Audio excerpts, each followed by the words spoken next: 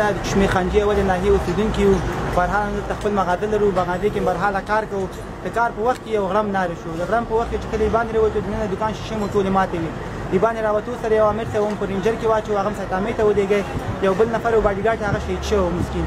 او نور شکر الحمدلله کوم زیان او تاوان چاته نه دی رسېدلی نور خیر و خیر